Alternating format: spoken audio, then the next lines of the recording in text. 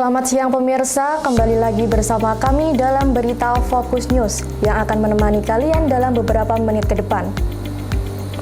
Kita sajikan 3 berita utama. Pasar Karanggede Boyolali yang dilanda kebakaran, ratusan los dan belasan kios hangus terbakar. Satpol PP bongkar bangunan ilegal di atas selokan, tegaskan pentingnya izin dan fungsi saluran air. Kenaikan harga bahan pokok di pasar tradisional Pasar Gede Solo.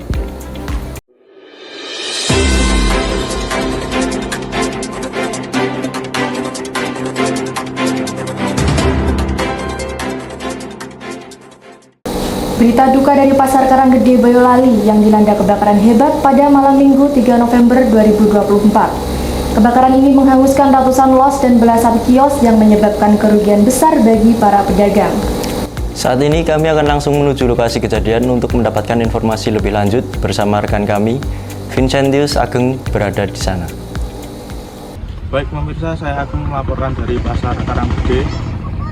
Pasar Karanggede terbakar pada tanggal 3 November tahun 2024 yang lalu, menyebabkan 10 kios yang terbakar, kemudian di lantai 2 sebanyak 14 kios dasaran, dan sekitar 125 kios juga ikut terbakar. Di sekitar saya tampak dagangan yang terbakar, menyebabkan kerugian yang cukup besar bagi para pedagang.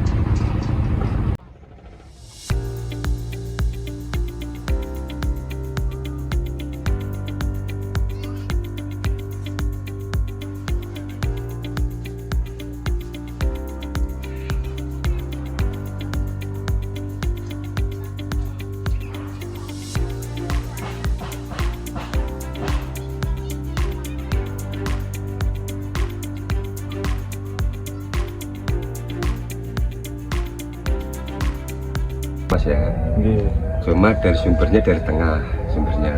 Oh, dari tengah. Terus cuma untuk sumber apinya, berita yang terakhir itu belum ada terangnya dari Polres apa Polda yang kurang tahu. Oh, terus Pak, harapannya kagum pasar lagi?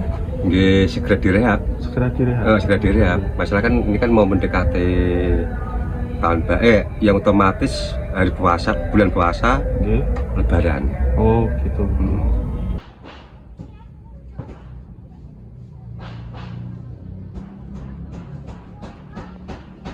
Pedagang-pedagang itu? Ya ini nungguan Pak, nunggu instruksi dari yang kebakaran ya, otomatis ya, nunggu instruksi dari kabupaten. Oh, terus Dinas rencana kabupaten. dipindah Tangkundi ini dereng ke atas? Sebelah barat pasar. Oh, sebelah barat pasar. Barat pasar.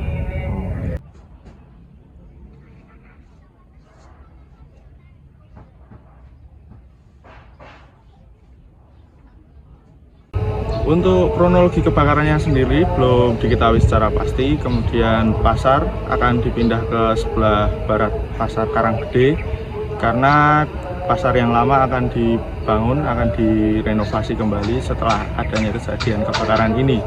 Meskipun Pasar Karanggede kini terlihat hancur, semangat para pedagang untuk bangkit kembali tetap tinggi. Mereka berharap dengan adanya dukungan dari pemerintah dan masyarakat, pasar ini akan segera pulih kembali dan bisa beroperasi seperti sedia kala. Saya Vincentius Ageng melaporkan untuk Fokus News. Terima kasih Vincentius Ageng atas laporannya. Kami berharap situasi ini segera membaik dan para pedagang dapat pulih dari kerugian yang dialami. Sebuah bangunan yang terpaksa dibongkar akibat bangunan tersebut dibangun tanpa izin pemerintah. Pembongkaran yang melibatkan tim gabungan Satpol PP untuk mengatasi bangunan liar yang mengganggu. Untuk mengetahui lebih lanjut, kami telah terhubung dengan rekan kami, Hesti Nurrahma. Silahkan laporannya. Pemirsa, saya melaporkan dari tempat kejadian yang beberapa hari lalu telah dibongkar Satpol PP, yaitu sebuah cor-coran yang telah disalahgunakan oleh oknum.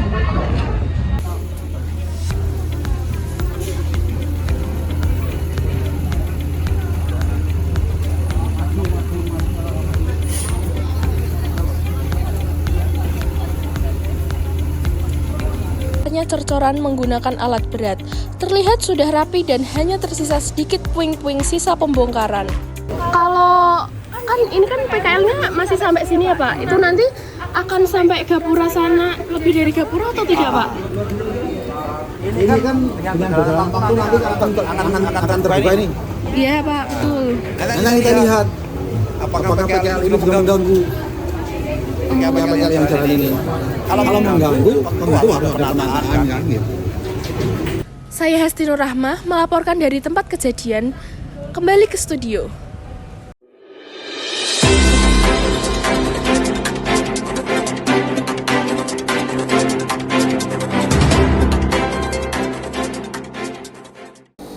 Terima kasih Hesti atas laporan di lokasi.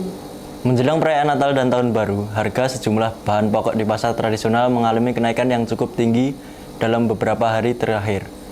Para pedagang menyebutkan kenaikan ini dipicu oleh tingginya permintaan menjelang musim tertentu serta terhambatnya distribusi. Berikut keterangan salah satu pedagang di Pasar Gede Solo. Selamat siang pemirsa, saat ini saya sedang berada di salah satu pasar terbesar di kota Surakarta, tepatnya di salah satu pasar tradisional di Pasar Gede. Melaporkan langsung dari Pasar Gede, menjelang perayaan Natal dan Tahun Baru, sejumlah bahan pokok yang ada di pasar ini mengalami kenaikan yang cukup signifikan. Tentunya ini terpicu oleh banyaknya permintaan. Berikut ini pernyataan langsung dari salah satu pedagang yang ada di kota Surakarta ini.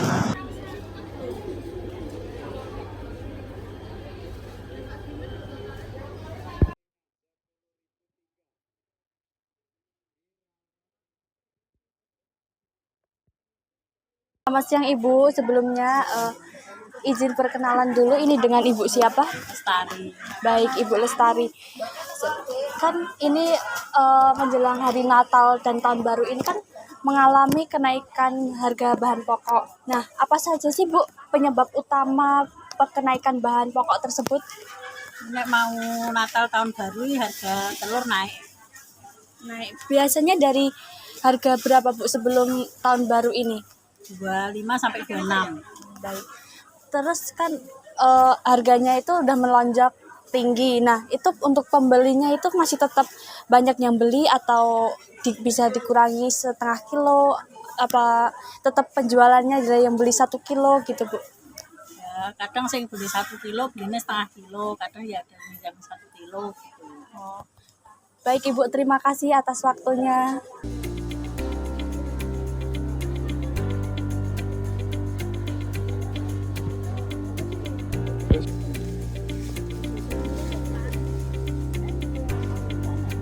Demikian laporan saya terkait kenaikan harga bahan pokok di Pasar Gede.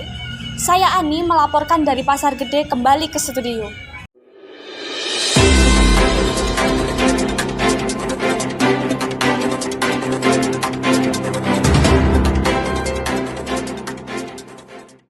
Pembangunan rel kereta api layang di Simpang Joglo Solo kini hampir rampung.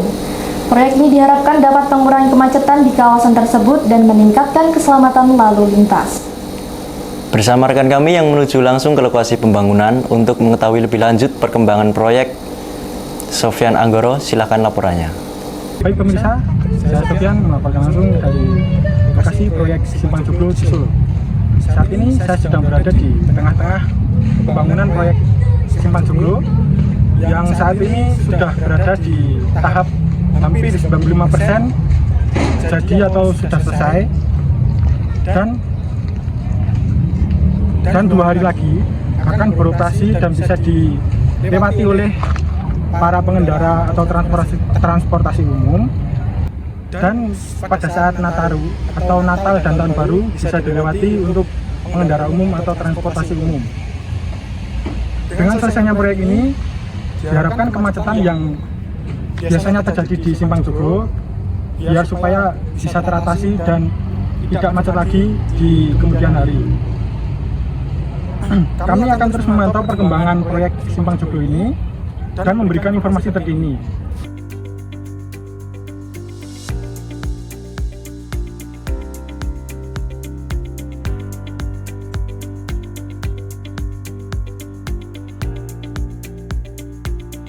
Bagaimana kita duga mengenai proyek Simpang Joglo. Sukanya ya pengembangan ekonomi bisa berjalan lancar, pembangunan merata. Dukanya aksesnya sulit, banyak banjir. Rumahku juga kebanjiran. Apanya? Perasaan dukanya? Ya selama pembangunan lah pasti, namanya proyek kan, apalagi proyek nasional. Jalur utama kan, mau arah kemana-mana lihat jalur utama. Ya mau nggak mau harus diterima, cuman ya itu dampaknya kan yang kawasan lingkungan kayak pedagang gitu kan, penghasilannya tertutup karena proyek, nggak bisa akses kayak gitu. Banjir parah, debu di mana-mana kalau musim kemarau. Baik, Gitu. Mas. Terima kasih atas waktunya, Mas. Oke, siap. Dari Simpang Joglo, saya Sofyan, Fokus News, melaporkan.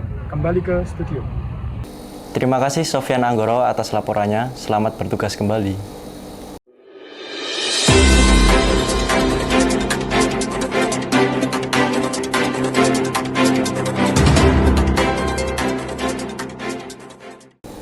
Stadion Manahan Solo dipenuhi dengan antusiasme tinggi dari para supporter yang mendukung timnas Indonesia dalam laga melawan Laos di Piala AFF 2024. Saat ini kami terhubung bersama rekan kami, Raffi Majid, yang berada di lokasi. Silahkan laporannya.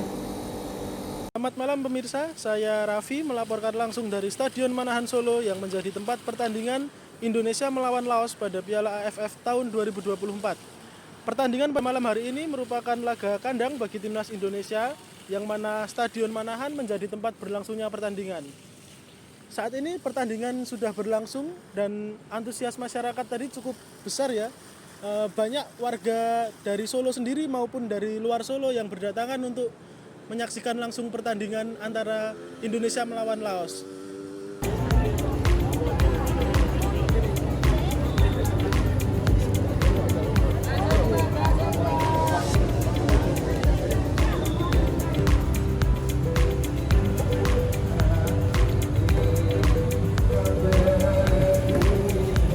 Selamat malam Mas, sebelumnya boleh perkenalkan dulu namanya siapa satu-satu?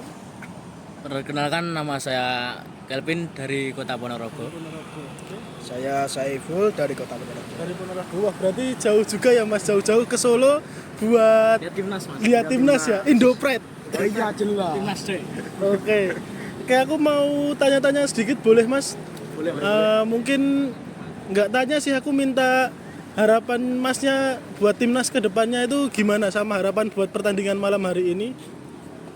Kalau harapan saya untuk timnas kedepannya itu bisa lebih kompeten dalam kualifikasi juga Piala AFF, karena Coach Sintayong merasa agak meremehkan lawan-lawan di AFF ini.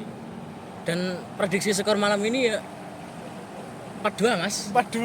Oke, banyak tenan ya. Oke, lanjut Masnya, harapan?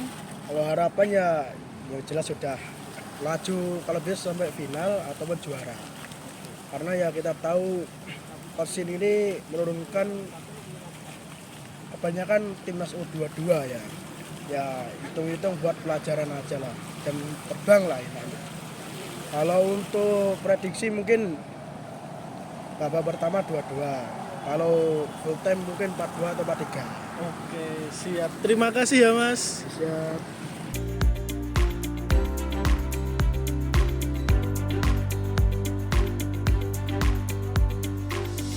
Dari Stadion Manahan Solo, saya Raffi, Fokus News melaporkan. Baik, terima kasih Raffi Majid atas laporannya. Selamat bertugas kembali.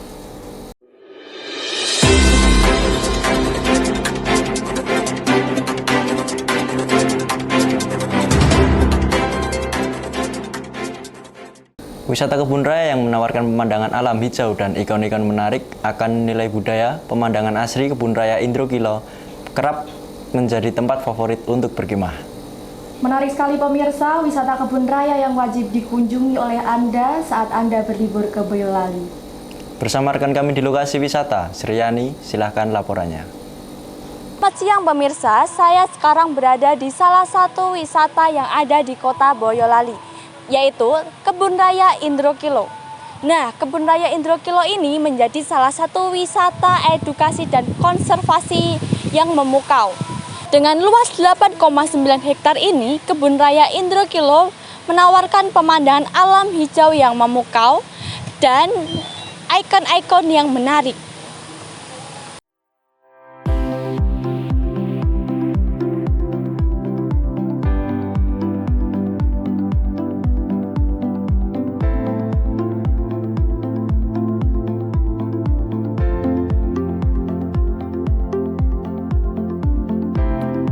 Selain pemandangannya yang asri, Kebun Raya Indrokilo ini juga menawarkan tempat untuk berkemping.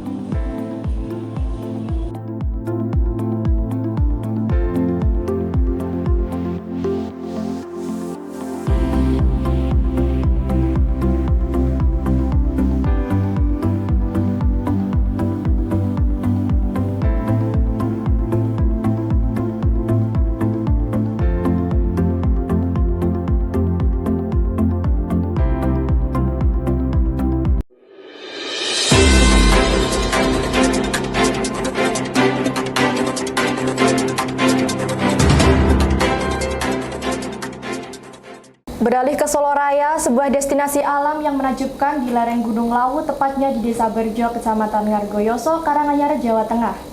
Suasana yang sejuk dan pemandangan yang indah, wisata ini menjadi destinasi favorit untuk melepas penat.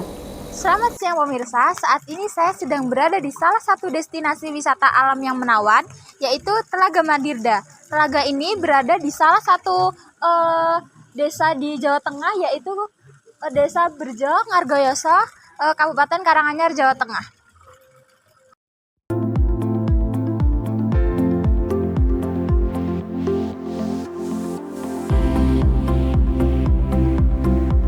Dengan pemandangannya yang sejuk dan indah, Telaga Madirda ini menjadi salah satu destinasi favorit untuk melepas penat. Yuk kita lihat keindahannya.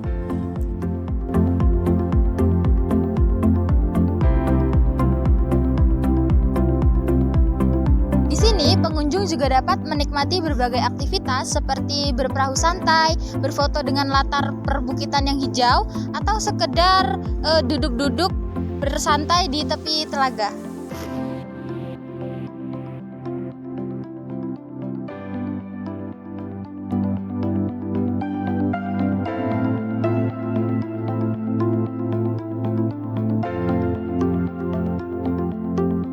Nah, sekarang saya sudah bersama salah satu pedagang yang ada di sini. Ibu, boleh perkenalkan dulu namanya siapa? Nama saya Ubi Lestari. Ibu Ubi Lestari. Kalau boleh tahu, biasanya tuh pengunjung di sini itu ramainya pada hari apa aja ya, Bu ya? Biasanya kalau hari libur, terus weekend, Sabtu Minggu, kayak gitu biasanya. Oh. Kalau kadang ada waktu jeda untuk anak sekolah itu loh. Kan ada iya. yang tuh. Pokoknya waktu kayak gitu. Ya. Untuk Ibu sendiri kan sudah lama berjualan di sini. Itu menurut Ibu gimana sih objek wisata ini selama objek ini dibangun sampai sekarang? Ya gitu deh. Ya sama, ya pokoknya ya menguntungkan orang sini yang yang ada kesempatan buat jualan, membantu perekonomian warga di sekitar sini. Ya. Oh iya. Makasih ya Bu atas waktunya. Terima kasih Lintang atas laporannya. Selamat bertugas kembali.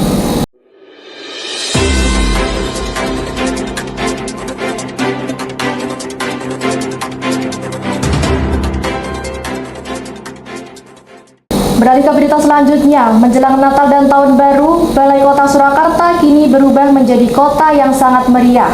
Dengan dekorasi lampu dan hiasan Natal yang menghiasi sepanjang jalan, suasana hangat dan nyaman membuat pengunjung merasa betah. Pengunjung juga dapat menikmati pertunjukan seni dan bazar kuliner yang menambah keseruan suasana. Saat ini kami terhubung dengan reporter kami di lokasi, Hastinur Rahmah. Baik, terima kasih Saudara Evi. Beginilah suasana menyambut Natal dan Tahun Baru di Balai Kota Surakarta. Banyak sekali event yang diadakan di Balai Kota Surakarta.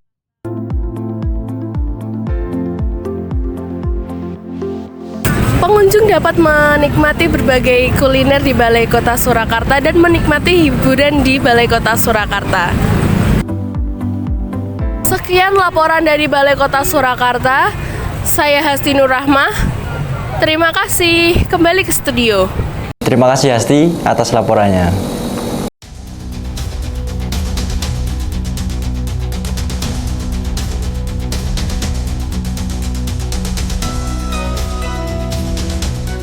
Nasib pilu menimpa bocah berusia 12 tahun yang dianiaya secara sadis oleh ketua RT, istrinya dan warga sekitar di Desa Banyusri, Kecamatan Wonosgoro, Kabupaten Boyolali, Jawa Tengah. Bocah berinisial KM dianiaya warga karena dituduh mencuri celana dalam milik tetangganya. Korban mengalami penganiayaan mulai dari dipukul hingga kuku KM dicabut menggunakan tang oleh para pelaku. Mirisnya aksi ini dilakukan oleh 8 orang yang terdiri dari ketua RT, guru, bahkan tokoh masyarakat setempat. Setelah menganiaya KM, para pelaku mengancam agar tidak melaporkan kejadian tersebut. Namun dengan kondisi luka yang cukup parah, keluarga terpaksa membawanya ke rumah sakit dan keluarga pun akhirnya melaporkan kasus ini ke Polres Boyolali. Anggota Polres Boyolali menangkap 8 tersangka termasuk ketua RT yang telah diamankan. Meski demikian, menurut laporan korban, ada sekitar 15 orang yang terlibat penganiayaan tersebut.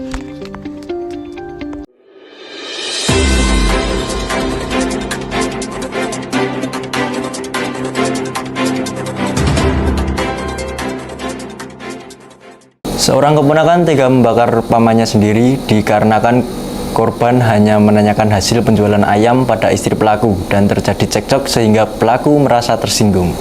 Insiden tragis yang terjadi di Desa Bantengan, Kecamatan Karanggede, Boyolali.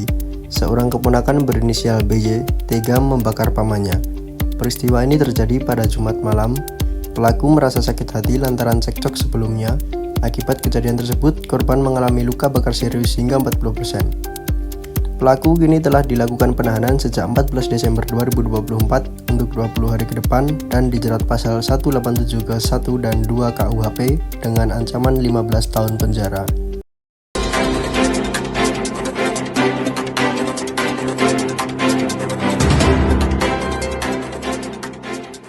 Seorang bocah berusia 13 tahun ditemukan tewas setelah terseret arus di Kali Anyar, Jebres, Solo.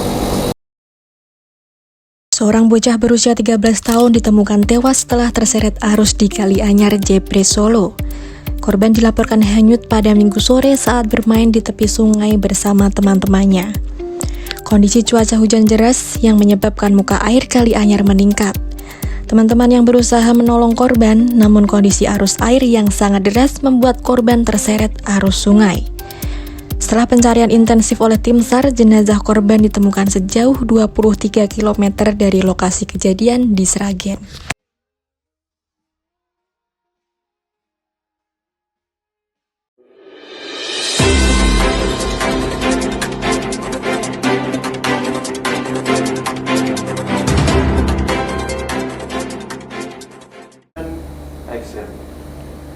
Sekian informasi yang kami sajikan, saya Evi Nugraheni. Saya Nizal Rizky Ramadhani, pamit undur diri. Selamat siang dan sampai jumpa.